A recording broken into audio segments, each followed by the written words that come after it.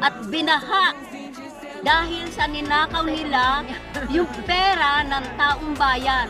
Kung hindi binuksan ni BBM yan, hindi malalaman ng taong bayan na lahat ng pera ninakaw nila, kuya. Oh. Lahat yan, kuya. Makulong sana yung lahat ng magnanakaw dyan.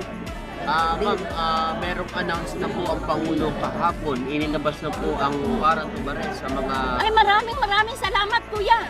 Sana yan, hindi na pwedeng pakawalan na yung BBM yan. Ang sabi doon, walang piyansa. Oh, dapat lang. Mga walang hiya sila eh. Kami, naghihirap kami, kuya. Yung mga bilihin, hindi namin kaya. Katulad kami, mga senior kami, kuya. Kumain kami, hindi. Dahil sila lang pala ang nagpapakaligaya sa mga pera ng taong bayan, kuya. Lahat ng bilihin mataas. Hindi si Marcos ang may gawa niyan.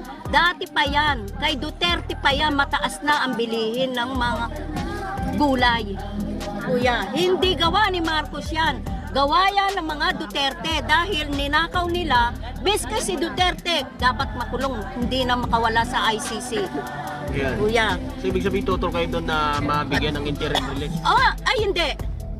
Bakit? Magre-release yan. Gagawa lang ng kagaguhan dito yan, kuya. Baka kami pa ang pumatay kay ano. Bastos yan si Duterte. Pati si Sara, kuya, galit na ko dyan. Nakakahiya, sumisigil. Wala. Ano po na sa kapangyarihan? Galit kami dyan, kuya, dahil walang hiya. Lalo na yan si Sara, kung ano-anong pinagsasabi. Adik yan, kuya eh. Adik. Binabaliktad niya. Oo, binabaliktad niya si Marcos. Adik siya. Pupuntahan ko talaga yung mamaya, kuya. Si Sara.